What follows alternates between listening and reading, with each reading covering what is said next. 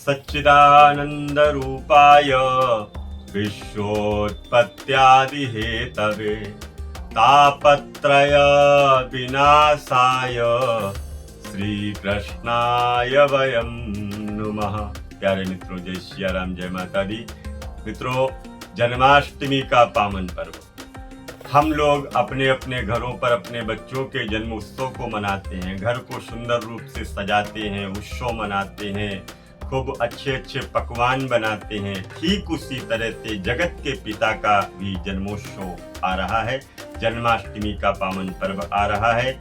मंदिरों में तैयारियां शुरू हो चुकी हैं, उत्सव होने प्रारंभ हो चुके हैं। कहीं कहीं पर 7 दिन पहले से ही उत्सव प्रारंभ हो चुके हैं और कहीं कहीं पर उत्सव महीने महीने से चल रहे हैं। तो उन्हीं उत्सवों में हम लोग भी सम्मिलित हों। हम लोगों को अपने घरों पर किस तरह से जन्माष्टमी का पावन पर्व मनाना चाहिए, आज हम इसी विषय पे आपसे चर्चा करेंगे। तो 26 अगस्त 2024 दिन सोमवार को जन्माष्टमी का पावन पर्व मनाया जाएगा। तो जन्माष्टमी के पावन पर्व के दिन प्रातःकाल स्नान इत्यादि करके शुद्ध होइएगा और उस दिन हमको व्रत भी रखना चाहिए। और व्रत रखने के बाद में घर के मंदिर को आप सजाइए, साफ करिए, वहां पर जो भी व्यवस्थाएं हैं, सुंदर सुंदर पर्दे लगाइएगा, बंधनवार लगाइएगा, लाइटिंग की व्यवस्था करिएगा, सुंदर सुंदर फूल से भगवान के उस मंदिर को सजाइएगा। जैसी व्यवस्था हो उसके अनुसार उनके उस मंदिर को, भवन को आपको सजाना है। और इसके बाद आपको क्या करना है, जैसे ही जैसे धीरे धीरे समय पास में आने लगे, सायंकालीन बेला में एक सुंदर सा झूला बनाइएगा और उस झूला में नंदनंदन जगत के पिता जगदीश्वर जो बाल कृष्ण के रूप में, लड्डू गोपाल के रूप में हैं, उनको उस झूले में आप बिठाइए और उनको झूला झुलाइएगा। उत्सव मनाइएगा, आनंद के साथ में उत्सव आप जब मनाएंगे तो परमात्मा तो आपकी भक्ति को देखते हैं कि ये भक्त मेरा किस तरह से मेरे उत्सव को मना रहा है। और धीरे धीरे जैसे जैसे समय नजदीक आने लगे, 12 बज रहे हैं, मध्य रात्रि का समय है और नवीन नवीन सुंदर सुंदर कोयले कुहू कुहू का गान कर रही हैं। कंस के कारागार में आज एक दिव्य प्रकाश हुआ है और दिव्य प्रकाश को देख करके मैया देवकी उसी दिव्य रूप को, दिव्य छटा को देख करके प्रसन्न हो जाती हैं। भगवान चतुर्भुज रूप में मैया के सामने खड़े हैं और माँ कहती हैं, छोटे से लाला बन जाओ, सुनी बचन सुजाना, रोदन ठाना, होई बालक सुरभूपा।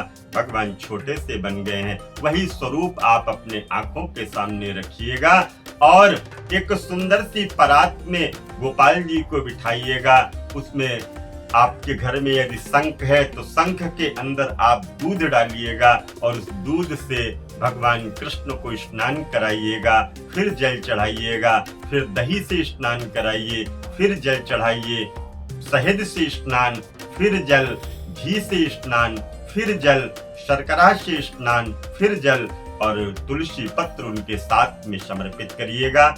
स्नान कराने के बाद साफ करके एक सुंदर से झूले पर उनको बिठाने से पूर्व ही आपको अच्छे अच्छे से वस्त्र पहनाने हैं। जितने सुंदर रूप में आप अपने बच्चे को सजाते हैं, उससे और अच्छे रूप में आप ठाकुर जी को सजाइएगा। उनको टीका लगाइएगा, केसर का तिलक करिएगा, हाथों में उनके सुंदर सुंदर से गड़ुए, पैरों में पाजेब डालिएगा और उनको सजा करके और सुंदर सा टीका लगा करके बाल लगाइएगा, घुंघराली लटे हैं उनकी, ऐसे भाव के साथ में ऊपर पगड़ी लगाइएगा, मुकुट लगाइएगा, वस्त्रों को धारण कराइएगा और झूले पे बिठाने के बाद उनको बांसुरी दे दीजिएगा। इस तरह से आपने पूजन किया। अब फूल माला जो भी है आपके पास में वो चढ़ाइएगा, धूप दीप नैवेद्य से उनकी पूजा करिएगा, आरती उतारिएगा और इसके बाद में जो भी आपने पकवान बनाए हैं उनके सामने एक टेबल लगा करके, मेज लगा करके या जो भी व्यवस्था हो थाली में, आप उनके सामने वह भोग समर्पित करिएगा। ध्यान ये रखना है कि भोग बिना तुलसी के नहीं होना चाहिए, क्योंकि बिन तुलसा हरि एक न मानी, बिना तुलसा के भगवान कुछ स्वीकार नहीं करते। तो तुलसा जरूर होनी चाहिए। और उसके बाद में भगवान को थोड़ा सा जल घुमा करके आप नीचे छोड़िएगा, वहां पर दक्षिणा चढ़ाइएगा, आरती करिएगा, प्रार्थना करिएगा।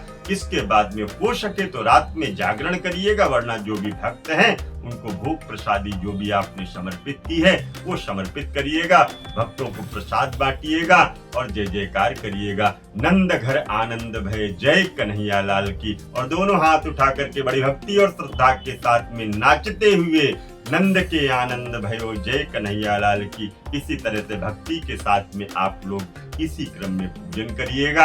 आपके जीवन में परमात्मा की मंगलमयी कृपा बनी रहे, आप सभी लोग प्रसन्न रहें, निरोग रहें, स्वस्थ रहें, व्यापार परिवार आपका मंगलमय चलता रहे। यदि आप चाहते हैं किसी भी तरह का कोई पूजन पाठ या अनुष्ठान तो आप हमसे संपर्क करिएगा। गृह प्रवेश, काल सर्पदोष की पूजा, महामृत्युंजय मंत्र का जप, पितरों की आत्मा की शांति के लिए पितृ गायत्री या भागवत जी का अनुष्ठान आप संपर्क कर सकते हैं। पुनः मिलूंगा नए वीडियो में, तब तक के लिए दीजिए इजाजत। जय माता दी, जय मां गंगा।